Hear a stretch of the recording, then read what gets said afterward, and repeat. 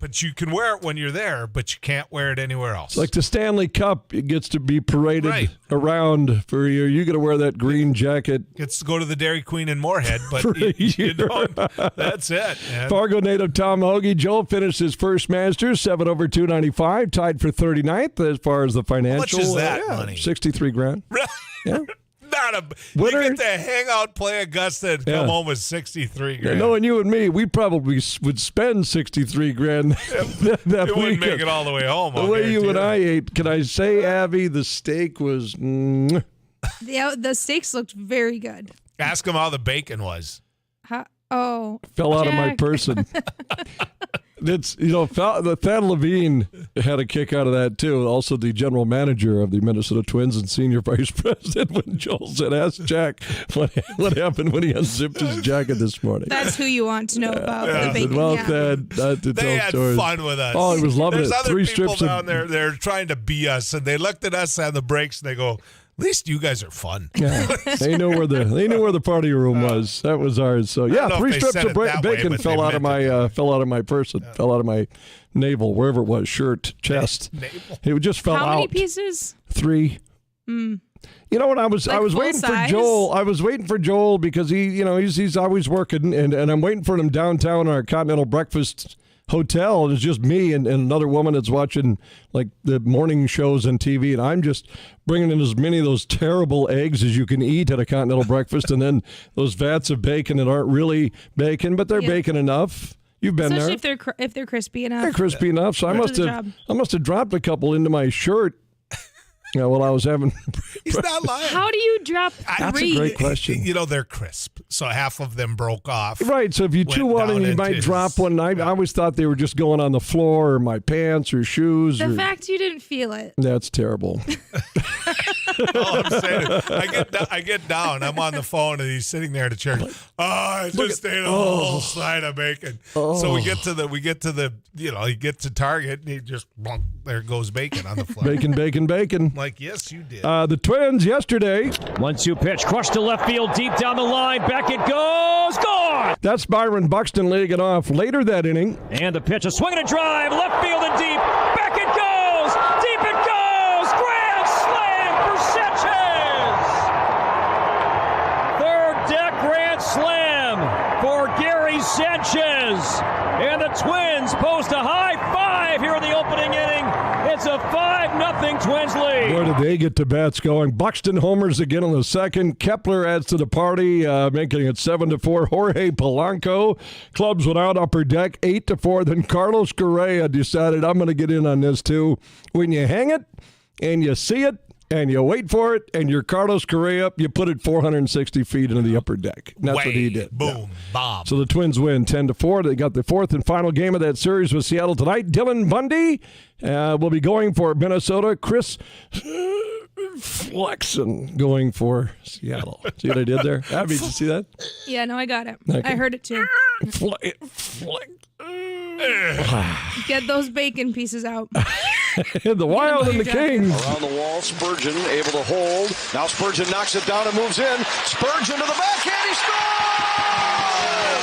Minnesota erasing a 3-0 deficit, defeating the Kings 6-3. What you need to know, too, about the NBA. Wolves' regular season ends yesterday. They fall to Chicago. No big whoop. That didn't really mean much. Tomorrow they will take on the L.A. Clippers. 8:30, the tip on that one. That is the play-in tournament. If the Wolves win tomorrow night, they're the 7th seed. If they lose tomorrow, they will face the winner of the 9-10 game, San Antonio and New Orleans, to try to get to be the 8th seed. So that's what you need to know about that. This date, and I don't know how impressive this is, Joel will tell me.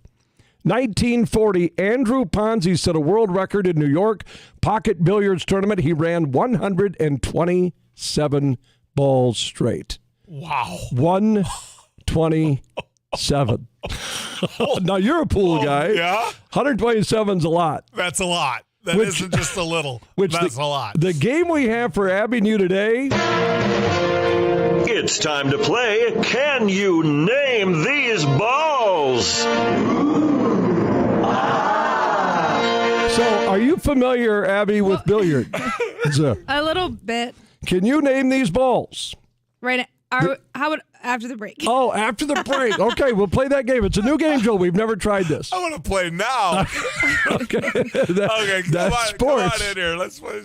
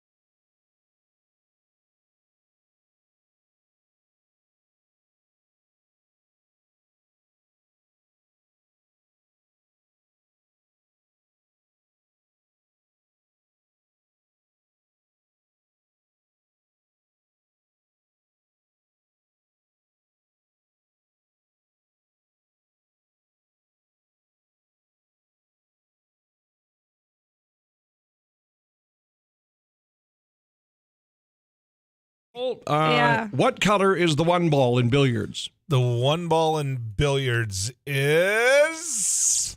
It's not yellow. It's not yellow. Yellow indeed is correct. Yep. Very nicely done, I Abby. was thinking yellow. Abby, Okay. the eight ball is what? Oh, come on.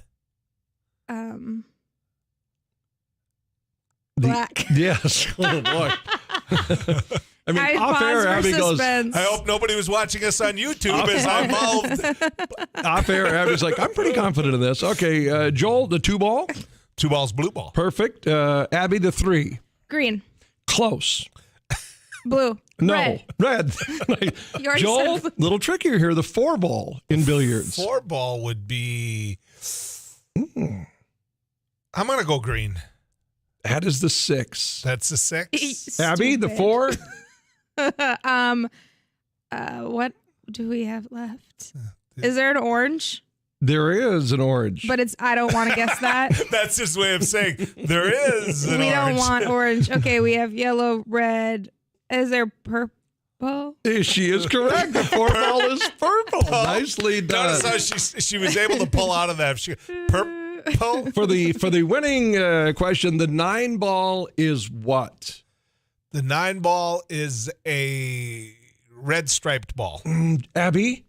It's orange. Yellow striped ball. Yellow stripe ball. You ever play? I played a lot of nine ball growing Okay, up. so they change it at 8. They get striped. Yeah. Because Then- one is yellow. Then you nine just go is yellow stripe. Yep. So we'd have to remember all Two the is- answers. That 2 were- is blue. 10 is. What you Blue. don't want to do Right. is you don't want to go yeah. to Minnewacan and play pool or darts With. if you're Tyler Axness Or anybody he gets from his hometown area. because they get their butt whooped. That's exactly Bye, right. Abby. Bye. By There's video proof of this. Who he gets his butt whooped Whoop by? by. us two.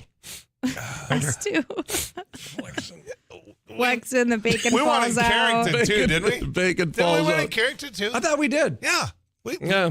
We're bar Let's games. see if I have any bacon left this Bar morning. games. Talk about flexing.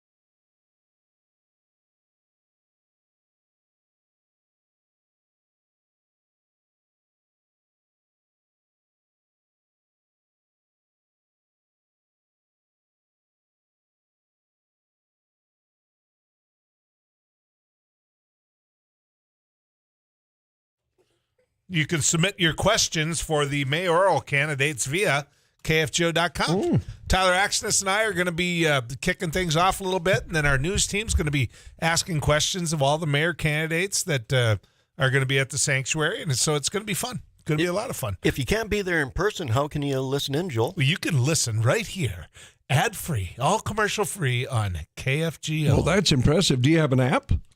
Yes, you do.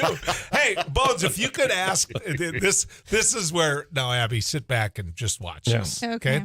You could ask these mayor candidates one question at all that they would not expect that they were going to get asked. What would it be? Would I, just as a citizen of Fargo, North Dakota, be able to ticket a fellow citizen? Ooh, that's a good one. Just like that. Wow. That's what came to my mind. You know, if you see some malfeasance or if there's somebody just from a common sense Like we standpoint. saw outside Canes. Oh, my goodness. Woo. I don't even know if we dare bring that up We because almost got in a fight. seriously. What? We'll get to that in a second, and I'll ask you, maybe Joel and I That's will not why ask you you and called Abby it. what you would do. But, you know, you run into some people. It's much like those that are driving slow in a passing lane. You just wish you could be like, you'd have the authority like Amy's husband to just ticket them. Like, where are you doing 62 in the passing lane when I'm doing 75? Amy, are there lesser voltage tasers? You can't tase someone while they're driving. No. I'm talking about the outside What, that happened to Canes. us? Right. I mean, Aim, your husband has a taser on him at all times. You have to Does learn that how to make use me the taser. qualified to know how to Yes. use it? By osmosis. Doesn't it bring this home room, yeah. different voltages? I don't know. That's maybe a good question. Joel, didn't you volunteer to get He tased? 100% tased. Well, volunteered. Christian came in when my twins were I don't know why you little. think- Remember that? Yes. And they were just looking so wide-eyed at Christian's belt with the taser thing. Like, oh, he's got a taser. Yeah. What does that do? Was that like pepper spray? I'm like, a little bit worse. Let's circle back though to Joel wanting to yeah. be tased and how we can really make this happen. I don't think with your condition. I just need to The line up the only interview. thing that he was worried about was if he'd pee his pants. That Well, was who the doesn't biggest worry thing. about that? When But like you're being Rusty. tased, like everything is like if you were being stopping. tased, Yeah. okay, what would you be the most fearful of if you publicly are being tased? I would be fearful of being in an oxygen tank. I don't know. I would probably use profanity. And Yeah. that would be fearful of me. Like, I don't think you can even and talk, I don't can swear you? much, but I mean, Can that, you I don't- talk? I don't know. Like, you know, you just- Something would like, come out, something would for come sure. out that wouldn't be right. I my fear Yes. was whether you pee your pants. You Oh, know? I mean, each one of us have that's a legitimate fears. fear, isn't it? I don't think it is because think about what happens. Like all of your muscles kind of stop. Right. Okay. Well, Okay. I'm just saying what I learned at the Christmas party / holiday party the other night is that if you walk up, and I don't want to use names, and I shouldn't because it'd be inappropriate. But Becky Lamore, Right. But Got it. I went up She got behind tased at Becky the and Christmas just did party? a yeah, little- there was tasering. I did. No, this I ties missed a in. wild party. This ties in. So I walked behind her and I go, "Boo!" And she jumped. Beck has that little And, bit of. and she turned and she looked at me and she goes, "You don't do that to a 40-year-old woman that's had some children." oh, now you've given her age out. That's fantastic. Well, I I'm mean, just I thought kidding. she was 50, so it's a big deal. But the point No, is this: She looks like she's 22 years old. Joel she is so good at digging himself a hole. clearly was worried about And the same thing I was worried about with yeah, tasing. PP the That's move. my point. Yeah, Yes. but that's because she's had children. Well, I've had children. I mean, Oh my! Well, you haven't had children. Yeah. Oh I've had no! 2 kids that I'm responsible She's for. in my- had children. Oh, well, You have children. was part of it. She's had children. No. Judging by their Joel, chins, don't I even was. try to go down this Here's road. here's Let's what. change the subject. Here's why it comes up. That's why it comes up. The And I'm taste. curious, Rusty, what you do. I'm seriously curious, Abby, what you would do, because Joel and I were in one of these We had this life talk. situations where, and this is God's honest truth, this happened. We got done. We're walking on a Raising Cane's across from Huntington Bank Stadium where the Gophers play football. Right. And across the street, you're in Minneapolis there, and Dinkytown. you're walking out, and Oh, we sure. parked like down the block and over a step, because that was a place to park. Didn't put any money. And the in minute meter. we walked out of, we didn't. The minute we walked out of Cane's, we hear some screaming, some large profanity screaming. Yeah. Large. Yep. And it's at one person, Aggressive. Very aggressive, one person directing at another person. Well, the one person that was being aggressive was a male the other person was a female girlfriend, not wife, but obviously really a couple. Bad things. To a point where Joel and I looked to you and I said, Joel, we may have to get in, because what was being said was, I'm going to punch you, and it's an altercation that is a split second away from a powder keg. Like this is, and literally, Joel and I we're from media away, Rusty. Yep.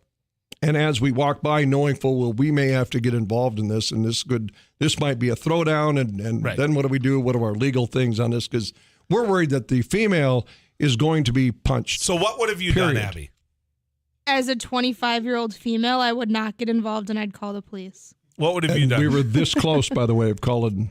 If I would have been 911. rolling with you boys down that sidewalk and I heard that, taking him out, we would have been in a rumble. that's what I told Joe. We got in the car and we drove by two again to just make sure. Well, the guy, when we walked by, I tried to look larger than I am, but I'm large. You're large enough I'm already. big enough, and Joel's Did big any boy. bacon fall out, Joey? No bacon fell out. But my he did answer take a was- step back. My once answer we was, walked you by. got two big guys in Yep. Jack and I, and we were obviously bigger than him. I don't know if we would have won, but He was a good sized boy. We but- were trying to just intimidate him by size, so we Yep. walked as close as we could. Yep. And it did tone him down. It brought it down a little because bit. he That's was good. like, oh, Yeah. but That's good. And if there's an audience, too, I feel like it could tend to... right, I- but it didn't but completely maybe. stop it. No, Yeah. no. But here's the other thing that I said to Jack. I said, I've been in one of these before where I have no idea who the couple was. He started, smacking her, and me and a buddy dove into it, and we got him taken care of. You for lack of- diffused the situation. We diffused the situation physically. Yeah. Okay. And the cops came because obviously the cops had been called before, because we didn't call the cops. This was pre-cell phone era. The cops came, and the girlfriend or / wife, whichever one of the two was, started screaming at the police because we did what we did. He wasn't doing anything wrong, kind Which of a is thing. a sad state of affairs And to I'm the like- control of not, I'm like, you know what I'm saying? well, he actually was hitting her and kicking her, but you they did the went right too thing. far. Yeah, And, see, but you still, know, to me, did the right thing. Which was we were contemplating in that car, that sidewalk. Right. Said, Joe, we're going to have to go back there and just take him The one thing I out. like about my buddy Jack is he looked at me and he said, if he touches her, we're in this. And I went, yes, we are. We both I agreed said, but immediately. we've got to get really physical really fast. Yeah. So There.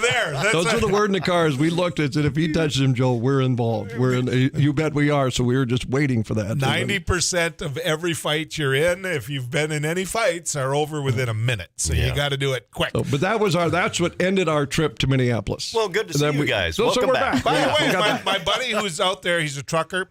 Two He's been messages for tased? you. Yeah, well, no. Here's but my one buddy says heavy rain and snow mixed and very windy by Jamestown. So there's your heads up. My other buddy said that his point was not if I was tased that I might go pee number yourself? one. Pee-pee? Right. Yep. Oh, he's He worried about used, number he used the two. word for number two. All right, we're going to take a little break here.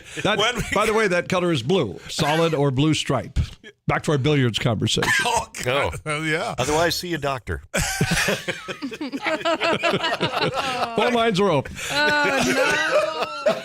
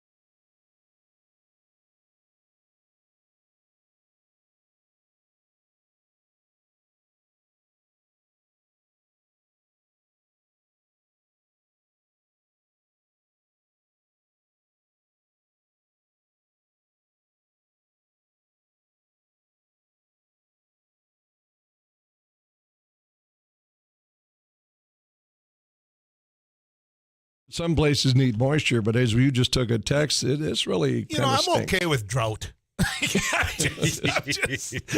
you're this not is a the world I live farmer. in. Yeah, timely rain. I'm a timely rain. My kind of guy. county has been taking it, alongside the head, for lack of a better way of putting it, for a while now. Richland County's the one that's been getting the rains, been getting the big snow. You guys never had the snow this last 2 times that we got it. Now, I heard Too Tall this morning talk about how, it's not, Richland County's going to be okay in this one. And Burley and Morton and my counties of Williams and Ward and out of that, Right. they need some If moisture. But you're in not Devil's this, Lake, it's right? going to be bad. Your county. Yeah, they need the moisture. Maybe not in this form, especially when they're calving. For sure. Right. My buddy Nathan said New York umpire Bill Clem. Remember Bill Clem? 1907. Yeah, Old Clemmy. Willie Clem. Yeah. He was with Custer. Clem was? Yeah. He's the one that made it. He was an umpire called. What an occupation going from that to umpiring baseball in 1906. He wanted to tame it down a bit. That's his retirement job. He called a forfeit on this date in favor of the Phillies when Giants fans disrupted play with snowballs. 1907. Great. See, So that's even the in case odd 7, it was still snowing in April. Philadelphia Eagles never should have won a football game if that's the case. Right? Oh my goodness, Rusty! Did you hear our ball color trivia? Yeah. You knew all those, right? No, I did not. No, I Okay, did not. quickly, color of the one ball. That one was yellow. I think. Two. Blue. Yeah, 3. Green. Nope. Red. 4. Red. Nope, green. purple. 5. Purple. 5 is magenta. Nope, orange. 6. I'm making a pool cue like this is going to help you. 6. 6 is brown. Nope, green. 7. That one is orange. The name of the star and anchorman Will Ferrell played who? Ron. Burgundy. That's 7. Burgundy is 7. 8 balls black. Really? So 8 balls black. then Abby the knew stripe that. for everyone after that. But okay, so on Friday when we got back, Bones and I, my big sister was out to the lake, right? Well, she's a Jack fan, so we got to take Jack. I was up hanging and with Hyde. She was. I'm too bad we ate because you made some good beef and potatoes. Right. But go ahead. So then Sue redid our basement. She's in the process of doing all this work. So she finds this box of stuff that I had collected through the years from my dad's businesses and whatnot. Absolutely awesome stuff. Really? Yeah, when Dad Absolutely. owned. Anyway, kind of things that matter to you. Anyway, in that is a cigarette case from Tokyo. From World War II, no, right? So Joel's dad is what he had in the service. You and flick the button, you open it up like James Bond, you pull the cigarette out. It was. You know what I It mean? was so Really? bondage. So I was pretending I was a World War II soldier. The reason that matters is because he had some things from Tokyo, that being one of the coolest ones, and he had a pool cue from Tokyo with like a dragon, carved into it, Oh. and then the one fit into the other. Yep. It was hollow on the end, so you unscrewed it, and the other fit, and the thing was as crooked as a politician. And so we're sitting there, and the 2 youngest kids, right, Holly and Joel, get to pick. Mom lets us pick, right? Holly took the pool cue. I took the cigarette case. What about that? We can't even bring up the gift you gave Heidi. And I doubt she's putting it on her table at the lake. It's a cup. It's a cup. What? It's a cup It's in the shape of that you something. can drink out of. Right. Let's talk about that Joel. off air, maybe. Why did I bring it up? I Did just said it's bring a this mug. up? Actually, it's a mug. Why did you give it though? Because I thought you would Do want you it. think Heidi's got that? She couldn't put that in a cupboard fast enough. It's Like, hit- this is not going It's on the somewhere in table. her house that she doesn't know now. Just part of the appendage of. Phil Davis when we come There it back. is. Work service.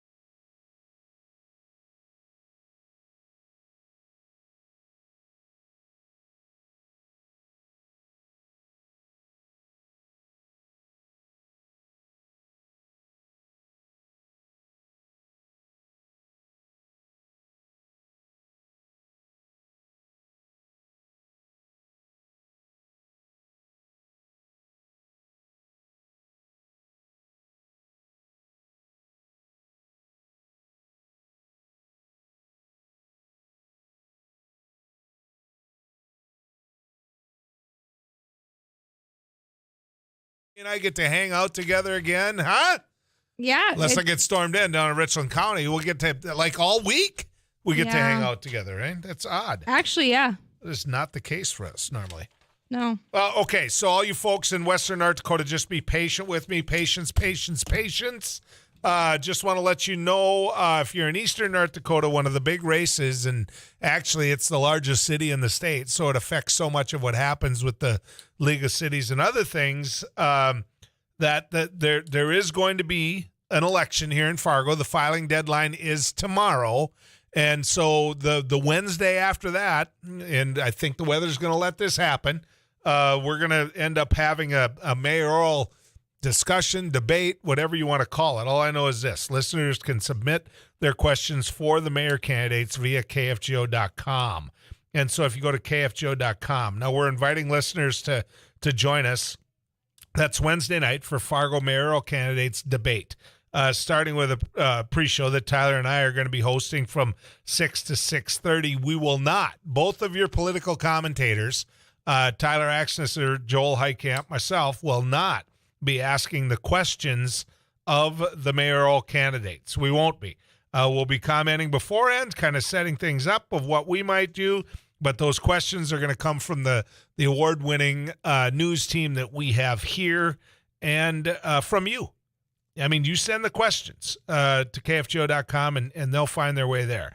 Now, this is all going to be commercial-free, and you can hear it on any of the signals, on kfgo.com, on the live video stream, or in person at the Sanctuary Events Center. The doors open at 6, so you can go here in Fargo to the Sanctuary Events Center and be part of all this. It's not going to cost you a cent. Just come in. If you hoot and holler and yell and do anything like that and cuss, we're gonna take away your rights, your privileges. But come on out and have some fun with it. That being said, now the March jobs report. Now this is going back a little bit. I get it, but not that far back. The March jobs report in 2022. Now that U.S. versus North Dakota, et cetera, is what we're going to talk about. 2 years ago, 6.1 million people. Think about this. 2 years ago, 6.1 million people filed for jobless benefits in a single week. That's the most ever. In the first week of April 2022, that number was 166,000, the second lowest in 55 years. America is back to work. One of the questions we have is, do we have enough workers for what we want to do? Phil Davis joins us. Phil is the Workforce Service Director with North Dakota Job Service. Phil, good to have you on News and Views. Hey, good morning, Joel. Always a pleasure to be on your show. Thank you so much, and good morning to you. Good morning. These numbers, they have to make you smile, because it's your job to help people find those jobs, and something's working. It does make us smile, but then on the other hand, we don't have enough people to fill all the jobs in the state of North Dakota. But I will say this, it's a heck of a lot better position we're in today than we were, like you said, 2 years ago, where, the start of the pandemic, in 15 months, we processed 265,000 unemployment claims and paid out $1.2 billion just in the state of North Dakota. Now, compared to where we are today, only 4,800 people filing, and this was last week, 4,800 people filed an unemployment claim or certified for their unemployment claim. And out of that 4,800 people, 3,600 are job attached. So that's our seasonal type laid off workers, construction guys and gals that are waiting to be called back for their employer. So that gives us about 1,000 people to work with to fill, close to 18,000 jobs. So we definitely need some help here in North Dakota. But, we're not alone in this. Every state, when I talk to my peers with other workforce agencies, let's say South Dakota, Wyoming, Montana, they're in the same shape we are. So we have to look at other things. So let me ask you this. How do we fix that? Because are you seeing, well, this is a two-part question. I should ask this one first. Are you seeing people change what they're doing, whether it be in the workplace or just in their life, based upon a post-COVID era? I think it's a little bit of that. I think there are people out there looking for more work-at-home opportunities. But I think, and I think we've discussed this before on your show with the Great Resignation. We don't have as many people in the workforce as we did a couple years ago. And I think during the pandemic, we had people retire right here in our own agency. I think we had about a dozen people retire just last year. So that hurt us, and just, we're constantly recruiting.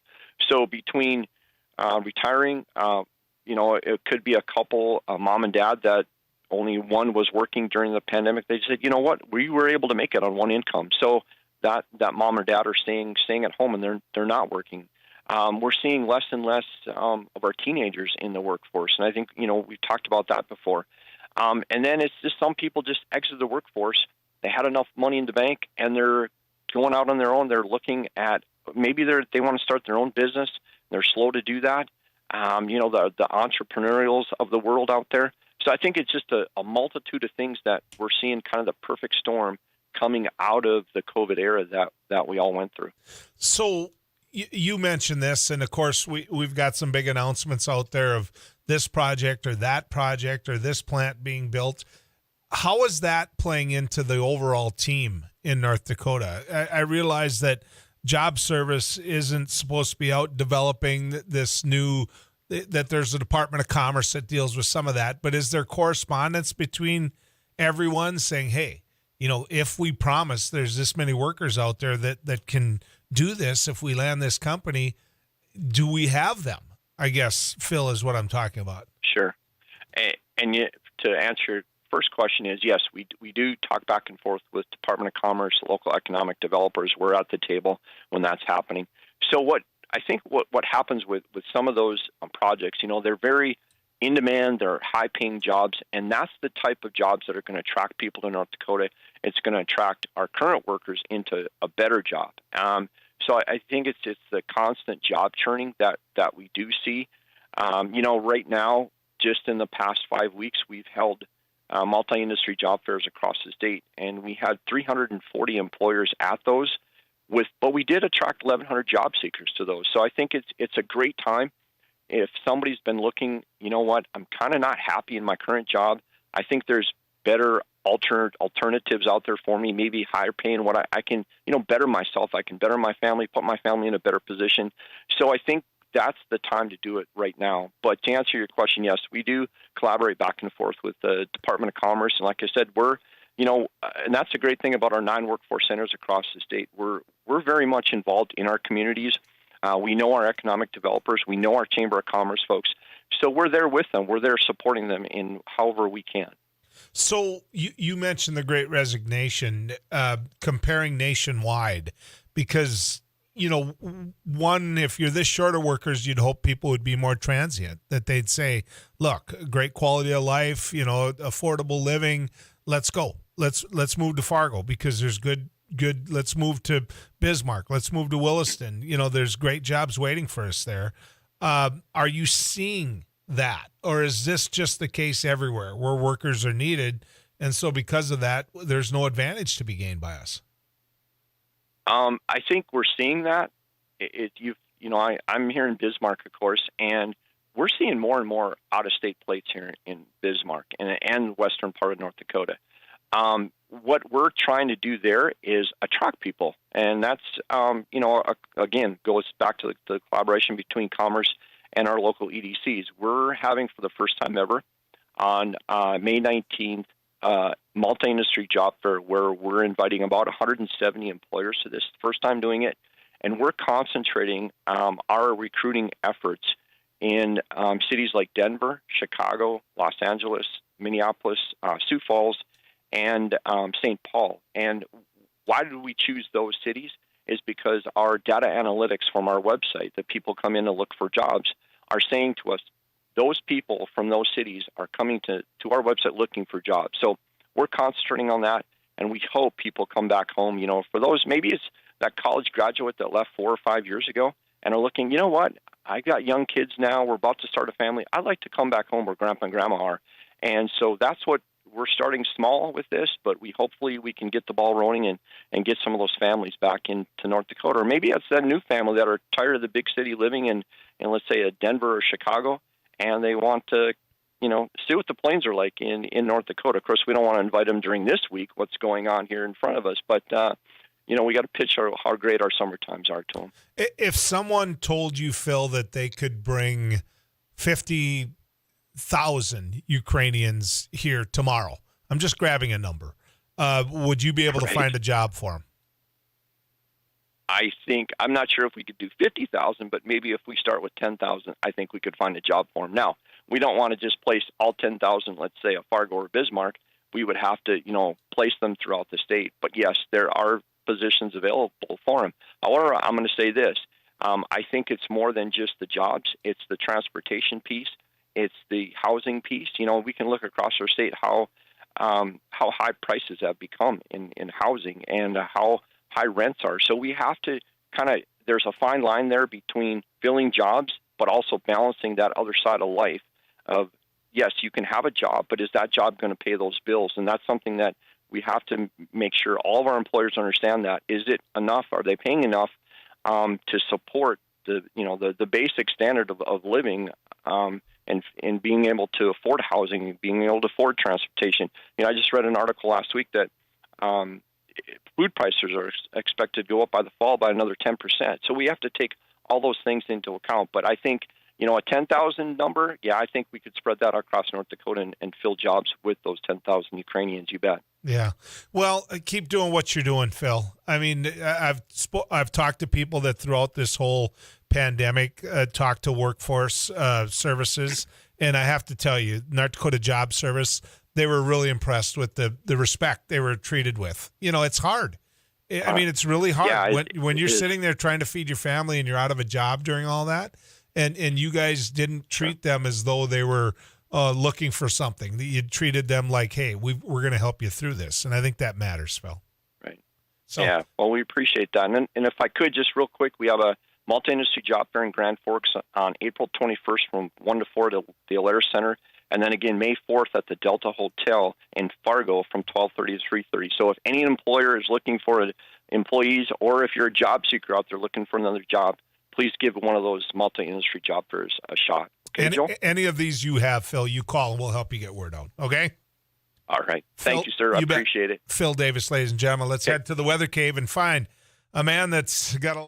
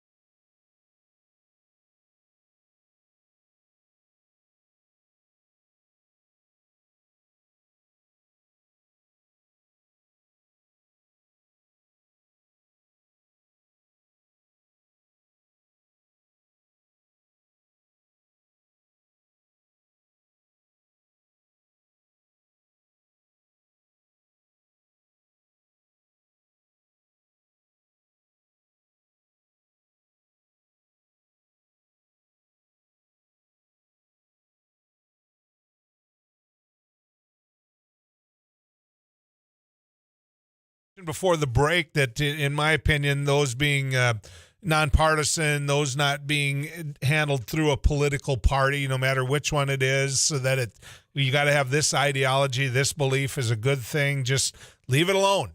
Leave it alone. Do your homework. Find out who the best candidate is and vote for the best candidate. Well, that's happening in schools, city, counties, county commissions, parks. Now, a lot of people will ask those questions as they go, but I got a message here from a city council member that I respect immensely, of a different political influence than what I am. And he said, leave these things alone. Leave them be nonpartisan. The last place, the public needs more egos. So we have enough of those folks trying to be diplomatic in calling some of these folks. He's right. And that comes from the other side of the aisle than me. He doesn't sit there and run as this or that. I mean, he doesn't. These individuals, for example, that a number of them are running for the Fargo School Board. Now, let me ask you this. If you had individuals that were out there trying to recall the current people they're trying to run against, which is their avenue, I said then, the election's coming up, put your name on the ballot, run against them.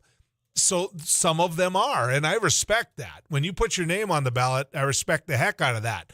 That being said, if you pushed an initiative to recall a bunch of board members, one strike against you with me. One strike against you big time. If they were a bunch of fraudulent names, if your petitions got thrown out because of how poorly and bad you did it, 2 strikes against you. 2 strikes. If you're running strictly from a political philosophy, you're out. Now that's 3 strikes. And so one of the individuals that was the MC, and I knew Daryl Richardson was, was active in the. I didn't know he's this active in the Republican Party. I knew he's a Republican, but he's a great guy. I mean, Daryl is, he moderated this, and I guess he didn't feel there's anything wrong with a party supporting this event. I struggle with that. Daryl's the one with the North Dakota Agricultural Weather Network. I disagree with Daryl on this. I do, and I'm curious what you think. 1-800-880-5346.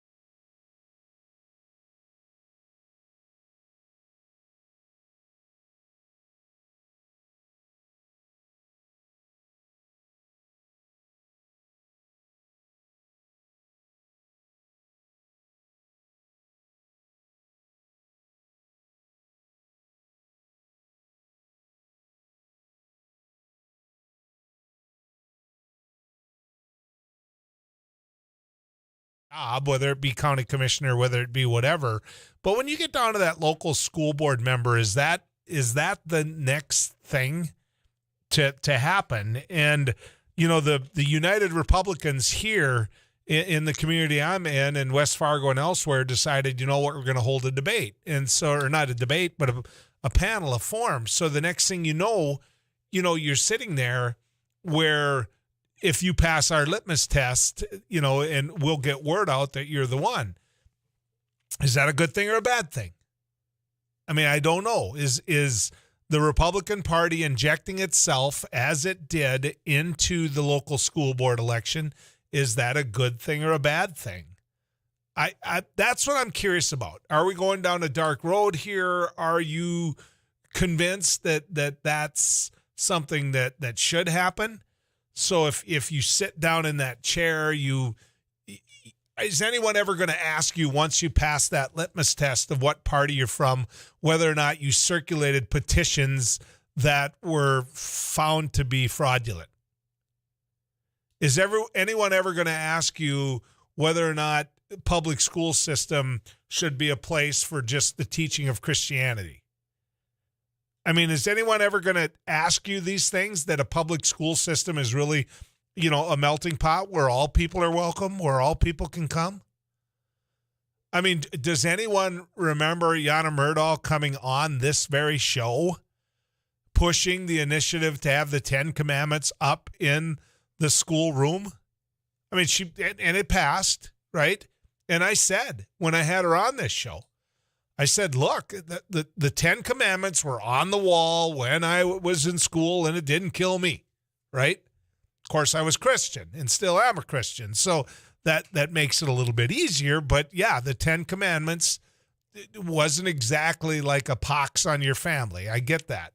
That being said, when people like Jana Myrdal are sponsoring and pushing that narrative, that agenda, or the United Republican Party here in Cass County or doing all that, then it begs the question, why? What's your motivation? And in Myrdal's case, she talked about how it was a teaching document. It was a historical document. In her eyes, it wasn't a religious document, that all kids should look at it from the perspective of our nation and what it did in our nation to guide our nation, those type of things. So let me just put this in perspective. You've got a North Dakota state senator who ran for office, obviously, and won, and she's pushing to have this document up because kids need to learn it and learn what effect it had on our nation from a historic standpoint. So I asked her what they were. What's the 10 Commandments? If she couldn't say them, I think she got to 5. Not necessarily in the right order. I was, I said to her before I asked her the question, I was sitting in this chair thinking, okay, what are you going to ask her? And I think I got to 8, but she got to 5. I mean, that's how this stuff works, ladies and gentlemen. They're just looking for the one. They're just looking for the one thing that they can use to divide, whether or not that's recalling school board members, whether or not that's religion injected into the classroom, whether or not it's just that one thing that they want, the one and only thing that they want that'll send it all out in a dog whistle, in a code. So don't kid yourself. McFeely's article was right. It's a dark path we're going down. And when I see a Republican in West Fargo that's running for the state legislature, who's part of a school board, saying, no, I'm not going, I'm not doing this, that matters. Good job, Jonas. Good job. When I see people here in Fargo who have been basically attacked for being on the school board, and had falsities just thrown out at them by the individuals now that are running against them, and those individuals still put their name back on the ballot because they believe in public education and they believe in the job that the Fargo School Board does, good. Now, let me give you a perfect example of what I'm building up to. There's a woman on the Fargo school board named Benson. And she was mad at me because, in private conversations that happen, whether they happen by text or in your private file as Twitter or whatever, they stay private with me. I don't read them. I don't do any of that. But suffice to say that Jennifer Benson has turned me down a number of times when I've offered to her this platform. Come on in. Let's talk. If you think I'm wrong, if you think I'm being unfair, let's talk. I did that with Trent Luce, and he didn't like it when I read off his criminal record, right? Or the charges that were brought against him. But you know what? We had a conversation, and we got after it. He made his points, I made mine. So Jennifer Benson, who now wants to be a Fargo City Commissioner, having been a Fargo school board member, that the school board itself said, look, we're going to sanction you because you're spreading lies. We're going to sanction you because what you're doing here in the school board and the information that's going out in these conversations that we have to have, whether it be through negotiations or anything else, you can't just run out and for political purposes throw this out. And so my answer to Jennifer Benson was, if you think they're being unfair, come on. But here's the point. She's going to have to answer a tough question. I'm going to, for example, ask her whether or not she would support these candidates who put out the recall initiative and they got the big light of day shined on them and it was a fraud. It was a fraud. What these people were doing was a fake. I mean, why would I want a school board member that can't pass a simple test of who signs the document? Should they be instructing teachers on what they should do? And I'm going to tell this to the Fargo School, the Teachers Association. You need to be really careful, too. I have been nothing but supportive of teachers throughout my years in the public eye. And you be real careful who you're sitting there going along with. All in the name of, boy, this one told me this. Because there's a bigger, broader picture here. And if you want to be dictated and mandated into your classroom exactly what you have to teach, when you have to teach it, what you have to say, then we don't need you. We can find any drone to be in that room. So be really careful of who you're out there saying, boy, this might be a good school board member. Because the school board in Fargo, with the people that are being pushed to run, that were out circulating these petitions, is a recipe for disaster. And the dog whistle that you can find, the way that you can find that is to just hold a public panel, ask the right question, and the next thing you know, if they say, well, we need more Christianity in our school, there, you got what you needed, right? You got the answer you needed. Now, this is Holy Week, ladies and gentlemen. This has been an important part of my life since I was a itty-bitty little kid. Heidi and I were talking about, palms on Palm Sunday, how you'd get those and you'd go home and Dad knew how to braid those. And it was just so cool to watch. And I think one or two, I think Thomasine and my family can do it. And, but the point being this, it's been part of our life forever. And I'm sitting here talking about Christianity in the classroom in public school. So I don't have to defend my faith to any of you. I don't have to do that. I know my faith. I know what I believe in. What I have to do is, if I believe in the public school system, is to make sure I don't tell you what your faith has to be.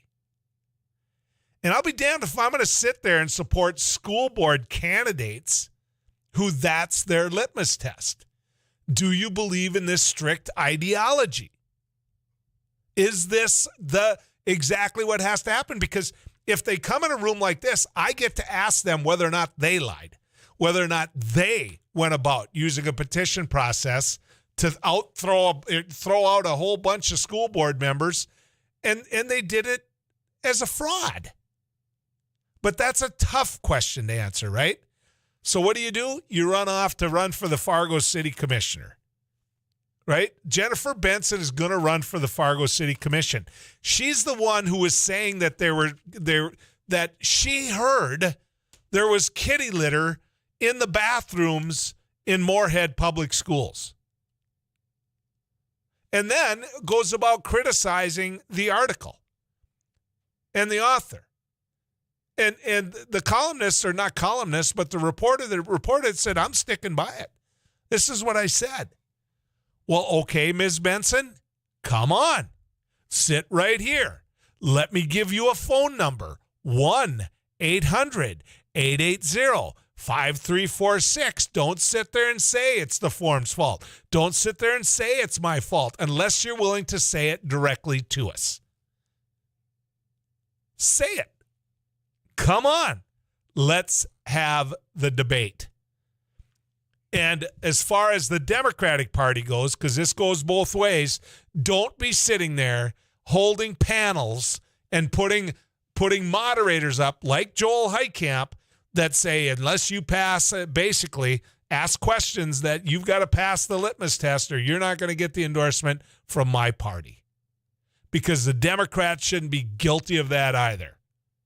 So it cuts both ways there. All right, let's get to the weather cave. A lot of things going on out there. Tom?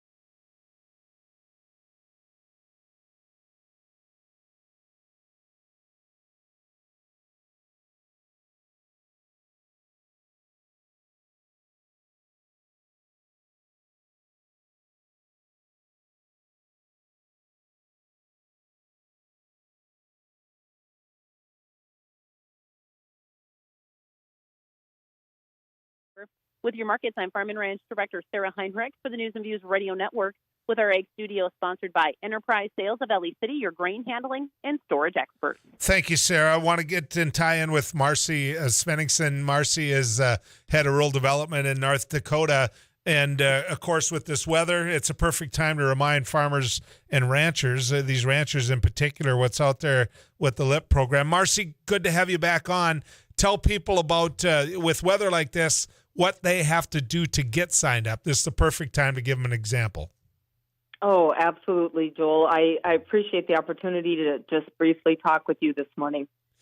Ranchers are going to, we hope that you don't have to, but if we do have any losses from the blizzard, ranchers need to document those losses. And in that case, your camera is your friend. If possible, turn on the date feature so that it prints on the pictures. And then it's very important to remember you have to notify your county FSA office of the loss within 30 days. So when you do go in to fill out the paperwork, if you have a loss, you will have to be able to provide proof of your beginning inventory for the year, a balance sheet or ear tag records, something that proves how many animals you had to start with. So I just wanted to, jump on this morning and say, Farm Service Agency has a program available to help in case they need it. This sounds like a tough blizzard for our young calves that are on the ground already and possibly our older cows too. So, okay. Thank you, Marcy. Going into it, that's good for them to remember. And as you mentioned, your camera is your friend and everybody's got one in their pocket now, right? Absolutely. Just, take pictures of your losses. That's the best verification. Okay. Thank you. I want to go back to the conversation about political parties involved in county government, city government. This person said, I'm a commissioner from Williams County and the political party need to stay out of local government. Somebody says, Joel, as a Christian, it's our job to bring Christ everywhere, every day. It's not our job to bring him into the public school system. It's not. I'm a Christian too. It's not our job to do that. Our job is to respect everyone's beliefs in the public school system. So I could not disagree with you more. Somebody said Jennifer Benson will not get my vote. Okay, we'll get to others about this right after this.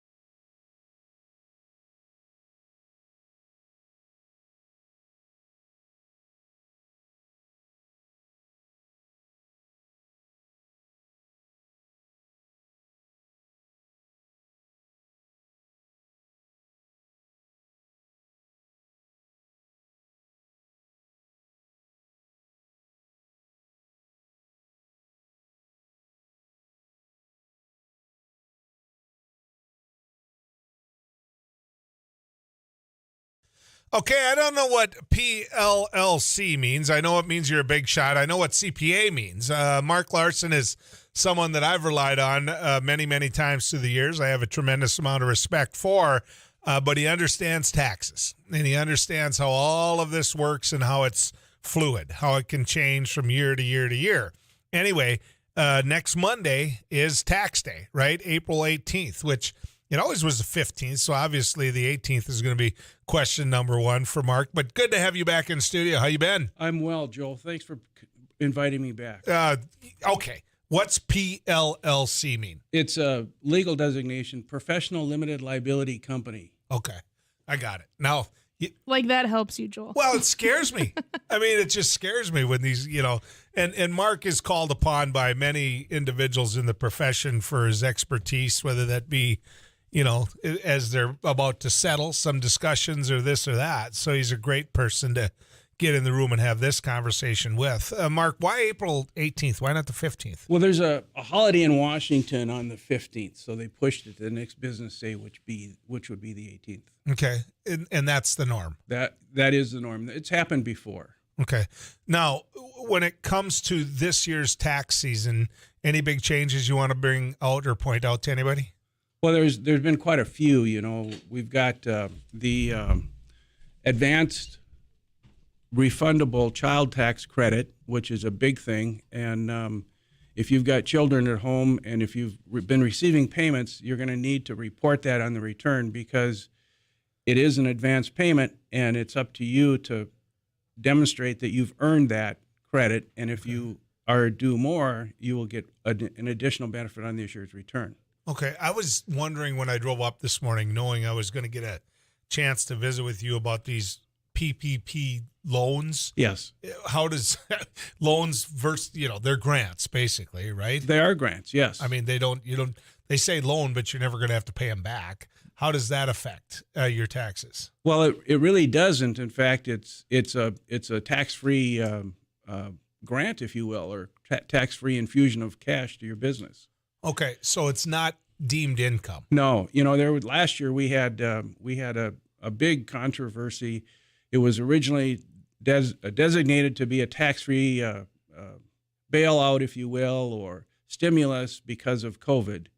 And then the IRS started thinking, well, if it's tax-free and you've expended money to justify that tax-free benefit, those expenses aren't going to be deductible. And then the fight was on.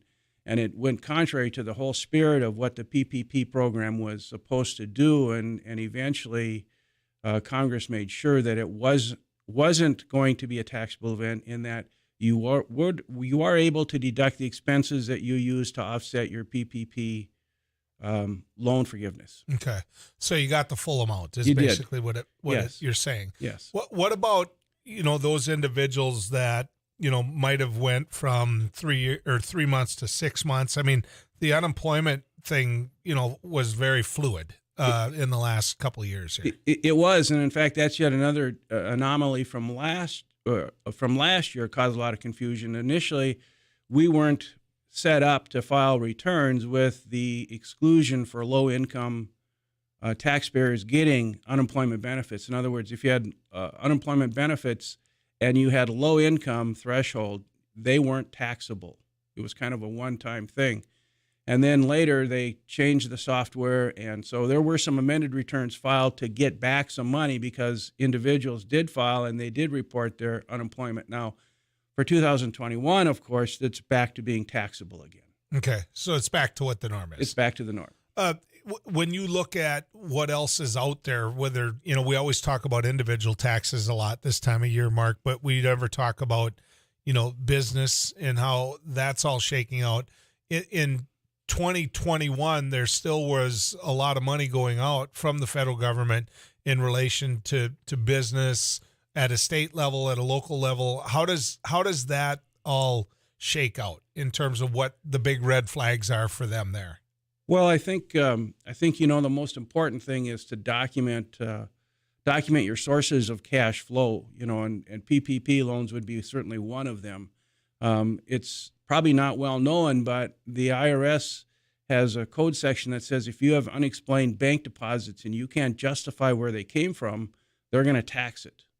So you need to make sure that you keep track of all of your non-taxable deposits, like loan proceeds, PPP program, keep those documents to show that it went in that bank deposit at that time, et cetera, et cetera. In other words, if somebody just chose to pay you in cash and it seemed like that was a good tool, and you deposited it, they're going to catch you. Well, yeah, and more importantly, you don't even have to deposit it for it to be taxable. Cash is cash, and it's taxable. No, I know that, but for a lot of folks listening right now, just pay me in cash, and it never, Well, I think, when you talk about COVID and you talk about the consequences and what's going on in the economy now and the lack of folks applying for loan or applying for employment, there's a lot of people feel there's a big gig economy out there where they're doing their own thing. They're being self-employed. They're using their arts and crafts and their talents to be a business. And the fear is that there's a lot of them that are not going to be on the payroll. They're not going to be taxpaying taxpayers. Okay. So here's the other part to all of this, Mark. The tax code changed a lot in the Trump administration, and some good, some bad. I mean, it depended upon, what class you're in, but there's a sunset, I know, on people like me on whatever tax break we got, and on the top there isn't a sunset. I mean, that's more of a philosophical date. The point is that's not here yet. It's right? not, no. I mean, you No. can still get whatever benefit there was then, but then you add in post that administration, new administration, COVID dollars going out. I mean, things haven't been normal for quite some time, is my point. There has not been any normalcy. It's, in fact, I think, not that I'm crying in my beer, and I'm fortunate that I don't have a big tax practice, but I think that that there's been a lot of sleepless nights and a lot of, it's unheard of to have seminars during tax season. And that's exactly what's happening is we're all attending webinars to get up to the current state of affairs so that we can do the best job possible. And that was unheard of in the past. See, I think that's a really important point there, which is that the experts at it themselves, because of everything that's happened, are sitting there now talking to each other saying, okay, here's the what if scenario, which normally that would happen at a farmers union coffee shop. You'd be sitting there saying, well, what if? Even the experts now are asking some of those questions. Correct. And I think there's a lot of collegiality in our profession, and we're reaching outside to other firms asking for help and guidance. In fact, this year, another big potential confusion was there's a lot of emphasis on taxing foreign income. And when you have a partnership or an S corporation, they don't pay tax generally, but they give you what's called a K-1, and it's kind of akin to a W-2. So the partnership conducts its business. They give their K-1s to the individuals, and the individuals pay tax on the partnership and S corp income. Well, there was a fear based upon some confusing regulations with the IRS that you had to do supplemental K3s and K4s in the partnership and S corp arena. And there, for a period of time, nobody wanted to push the button on filing any returns, because if you had any kind of remote source of foreign income and the partners, you were supposed to know what was going on with all of your partners. If they had any foreign source income, there was some confusion as to whether or not you had to fill out this additional new painstaking form. So it's been a mess. Yeah. I mean, unless you talk to someone, and then you might still not know. Correct. In the end of it. And Right. and here's the other thing about the IRS. There's less IRS agents out there than ever before. Well, Joel, I read an article not too long ago that the staffing levels at the IRS today or this year are the same as in 1970s. Yeah. Which is alarming. And you look at what's happened in the world and the nation. And look at the population growth. Yes. Just simple tax returns. That's right. And then on top of that, they got an archaic computer system, and people are leaving, and it's hard to attract help. And, it can't be a fun place to work. No. I was sitting there thinking about, no one likes to pay $1 more tax than what they have. And everybody wants to come to a mark and say, do I have to? Do I have to?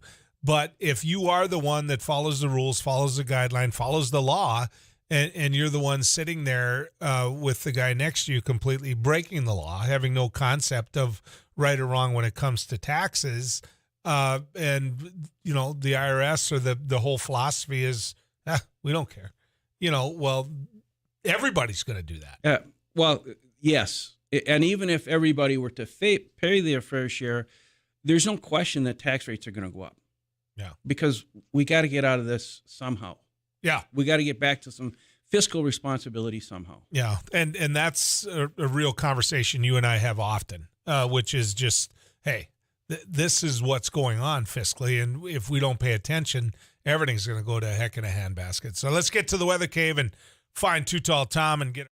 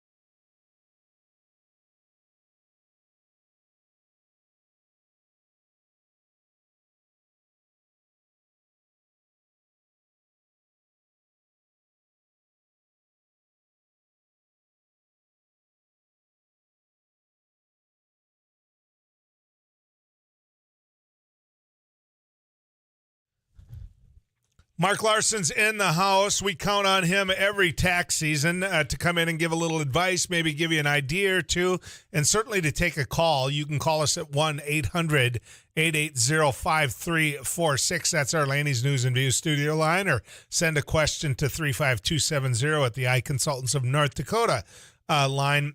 There's a comment here, Mark, that I think will get your head nodding up and down, which is, government needs to be leaned and optimized to reduce their size and spending.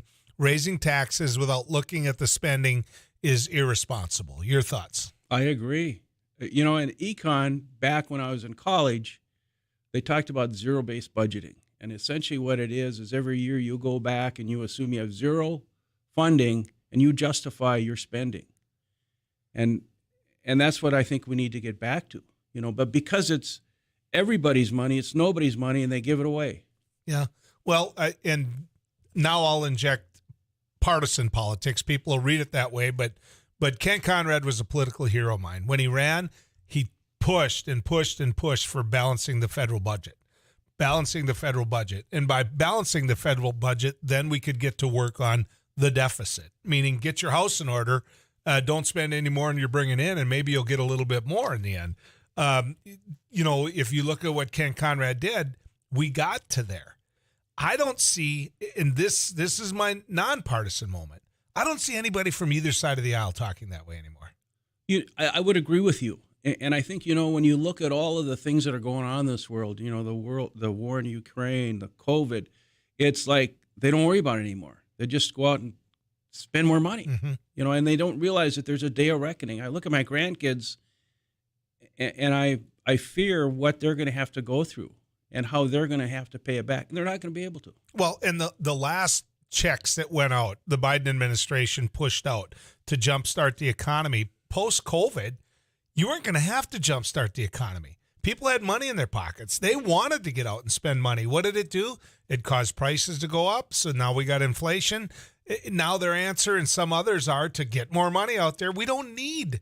I mean, there's money in the economy. You know, Joel, you're absolutely right, and I saw it firsthand in my family. I mean, I've got two daughters, and they're married, and they did well during COVID, and they still got the money. Yep. Dad, what do we do with this? Yep.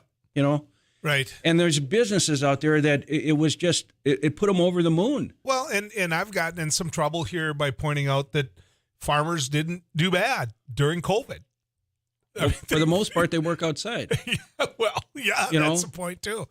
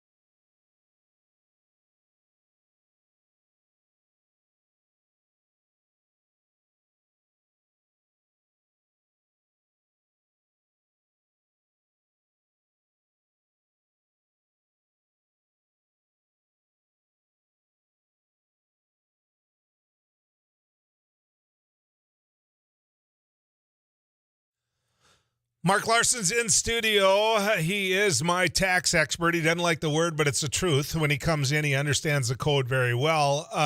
And, of course, we try to talk him into this, every tax season.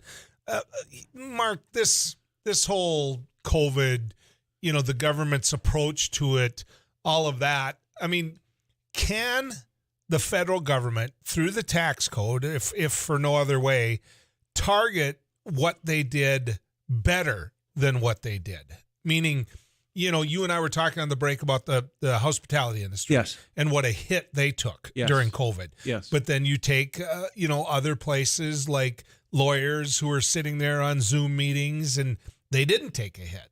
I don't believe that with the commodity prices they were and what was going on, farmers took a hit at all. Should the federal government be able to target where to send money better than what they did? Well, yes, and I'll tell you how, because every business return that is filed, there is an industry code that's there. So in the hospitality industry, for example, you file a tax return for a hotel or a restaurant, you can zero in on that right away. So you should be able to sort through your taxpayer lists and focus on the hospitality industry, for example, or focus on another industry. In the business valuation world, COVID presented a lot of complications for the business appraisers because for some you had to factor in the fact that COVID is an unusual event that's going to distress the earnings, and yet for others you had to take those earnings out when you valued a business because it wasn't going to happen again. The unjust enrichment, if you will. Unjust is probably a political statement, but this one-time windfall. I don't think it's political at all. I think in many cases it was true. It's just true. There were people that got money from the federal government that didn't need to get money from the federal government. Yes, and I think they were in such a hurry to get it out there so that in their mind that the business would go on as usual and would heal the hurts. I think they probably got the money out there before the hurts even happened, which is, not bad for the hospitality industry. They really went through some tough times. I've got very good friends in the hospitality industry, and I really sympathize with them. See, and to me, if you go to the political side of all of that, you've basically got three groups, and the one in the middle that's the most important didn't get the job done when it comes to this. You've got the far left who get it all out there, get as much out there, kind of a philosophy. You got the far right, which is, no, the government shouldn't be doing anything. No government, if we get rid of all government, we'd be fine. And then you got the middle that's got the common sense. But to sit there and do this in a way where there's no check and balance, there's no, hey, what's this going to do to our deficit, our overall economy, it just didn't happen. Mark. Well, and the thing that it's probably a small segment when you look at the whole population, but the question that I always struggled with was, how did these homeless people get help? They don't have a bank account. They don't have an address. And they're the ones that probably could use it. They need money like you and I to eat. Restaurants are shut down. It's those kind of things. And living off tips. Yeah. Yeah. Nobody's there to, it was always, well, we can pay them under because, you're going to tip well, but you're not getting any tips if the place is shut down or if it's at half capacity. So what happens? The rules going into, fiscal year 2021, what the tax liabilities are going to be, those type of things. What changes now? Are the rules that we're under now as people go about running their business in 2022, are the rules the same so they at least can know what they're doing? Well, when you look, I always straddle years because I look at last year, and last year to me is 2020 because I'm working on 2021 tax returns, and this year is 2022. So for 2021, for example, there was a special provision where you can once again deduct 100% of your meals, not just 50%. And that, again, was so that you would give the hospitality industry some business and you'd be able to take that deduction. Now in 2022, going forward, you're back to meals are only 50% deductible. Entertainment is not deductible. From an individual standpoint, there was, as a result of Trump, when he raised all of the standard deductions, very few folks now itemize anymore. They take the standard deduction. So then you look at charities, and the emphasis on charities to give so that you can get that break is gone. And I don't know, I haven't heard from charities lately, but I would assume that they're not doing as well as they used to. Because nobody gets the tax breaks. Yes. Interesting. Really interesting. So all in all, your advice to somebody who foolishly hasn't gotten their information to their tax preparer yet, what would you say to them? Well, number one, try to determine whether or not you've got a balance due. And if you do, get an extension filed and pay the balance due to the best of your ability. And then get your information together and try to get it done within a month, because if you happen to have a surprise balance due when the return is done, you minimize the interest and penalties to 1 month. Okay. So then you can get it done. Right. And then the other thing is you got estimated tax payments that are also due on Monday for the first quarter of 2022. Right. So, and so pay them. Pay them. That's the key, is to pay them. Yep. What about the whole situation of the individuals that now are one-income families versus two-income families as they plan their next year? Well, I think it's important that you watch your withholdings, so that you don't get out over your withholdings, and you end up in the next year where you have a balance due because all of a sudden you needed more take-home money, but you took too much because now you're under withheld. Yeah. Okay.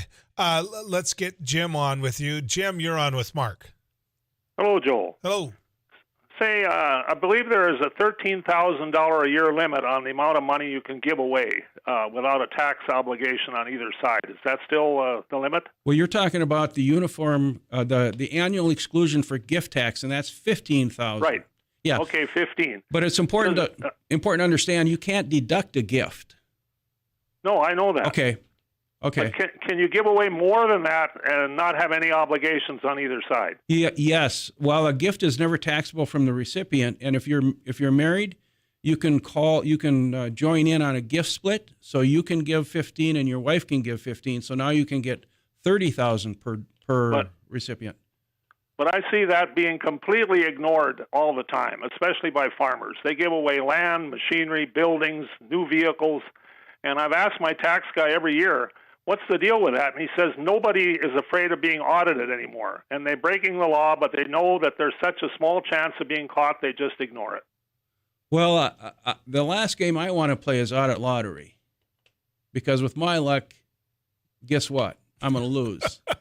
Yeah, I know, but if there is a 1% chance of being audited, your chances are pretty damn good you'll get away with it. And even then, if you get caught, you just pay it.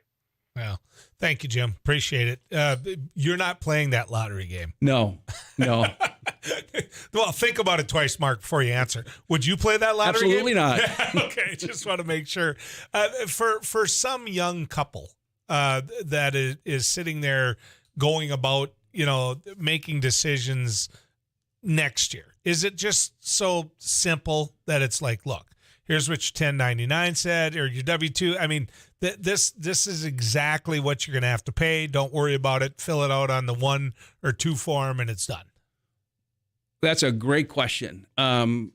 Especially if you have, if you're newly married, because of the way withholdings are done with each individual paycheck, you get the benefit of graduated rates.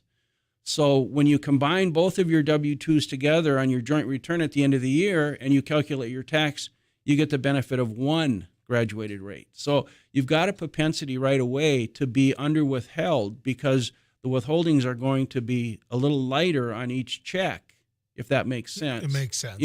So the one thing that I would say is if you're going to get married, make sure you pay attention to your withholdings and talk to somebody to make sure that the first fight isn't over why the heck do we have a balance due on the return. You just described a lot of things. Just to show you how some people, when they're 22 and find themselves married with one little kid, which believe me, that happened to somebody I know who's sitting in this room. So you're sitting there and it's like, okay, you get whapped the first year. So what do? You file single with no dependents. And the next time you're just so tickled because you get a tax return when in fact you let the government have your money for the whole year. That's exactly right. Yeah. Well, and it makes sense because individually you have gotten refunds every year. So you combine it together and you're expecting double the refund. Well, that doesn't work that way. Right. And I would say this. There is nothing harder on a young couple just trying to get started in life than a big tax liability that they never saw coming. Do married folks fight over money? Yeah. It's the leading cause of divorce, isn't it? It is. I mean, it's money. And then the punches get thrown. Do you know any good divorce lawyer that works right next to you? I know a few, yes. Speaking of Nelson Brand Law, I know someone that works there too. All right, Mark, always, you come and you give us time. It's your busiest time of year. I thank you for that. I appreciate it. I appreciate it as well, Joe. Thank you. Mark Larson, ladies and gentlemen. That was good advice, everyone. I hope you took it. Let's get to the weatherman, Too Tall Tom, and get our forecast.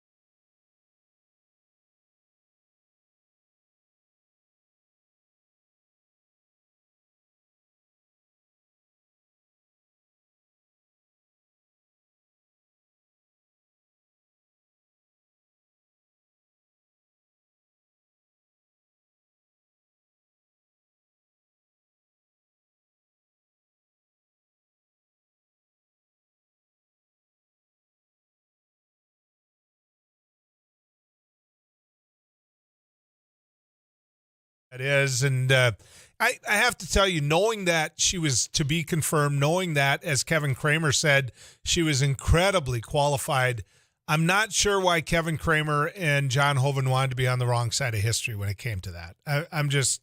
I'm not. To be remembered forever in one click of the Google and to say, all right, which ones took after the first black woman that they admitted was qualified to be on the Supreme Court. I just, sometimes you would think with this historic role that you have, you'd have a hard time doing something like that. And I'm going to speak as somebody who's very proud of his sister. You know, she got really beat up for voting for Gorsuch by the Democratic Party. And she pointed out that he was qualified. He was appointed by a president that was elected by the people and might be from a different party, but she voted for him. When it came to Judge Kavanaugh, she didn't vote for him, and she paid a price politically for that. And when they put a microphone in front of her face and said, "Why didn't you?" It was the best answer I've ever heard in terms of why a senator wouldn't vote for someone. And she said, "Because I believed her." Meaning that Judge Kavanaugh had, in fact, physically assaulted and raped that woman. And Dr. Ford, yeah. Yeah. I mean, and so, yeah, that's a whole lot different than being Tom Cotton. And I'm just going to say this, and I'll live by what I'm saying. I'll take it just fine. Than being Tom Cotton and getting a twofer when it comes back, when you go back home to Arkansas. And you can look at the people in the eye in Arkansas and say, number one, I voted against a woman. All right, well, that's probably a big plus in Arkansas. Number two, I voted against a black woman. That's a twofer in Arkansas. That is a way to go, man. We love you, Tom. Yeah. Do I think he's a racist? You bet I think he's a racist. Do I think that some people's comments about the fact that the President of the United States felt that the Supreme Court should look like America looks, and that for the first time in history there should be a black woman on the Supreme Court? I like the fact he did that. I liked it when he said it during the campaign. I liked that he told it to the American people before they voted for him. I like the fact that 7 million more Americans voted for him over Donald Trump after they knew that he said he was going to do that. And I like the fact he did what he said he was going to do. So, yeah, I mean, you can dislike it all you want, but don't kid yourself. I mean, the history of the moment has been wasted on them. And I think that what Kevin Kramer said really pulled the curtain back. I think that having a United States senator say that Judge Brown Jackson was incredibly qualified and then vote against her, I think it just says a lot about the individual. To some degree, it says how honest he is. You know, between the lines, it shows how incredibly partisan he is, or maybe what his personal beliefs are. I don't know Kevin well enough to know that he shares some of the beliefs that clearly Tom Cotton has. That's not the argument in the case I'm making. What I'm saying is, the truth of the matter is she was qualified and he voted against her. So I don't know that we'll ever be back the same way we were before when it comes to Supreme Court justices. I think the Clarence Thomases of the world changed that. When you put an ideologue on there with no ethics whatsoever, the standard goes down. And so it's up to Justice Roberts now to reel all that back in. Good riding with you, folks.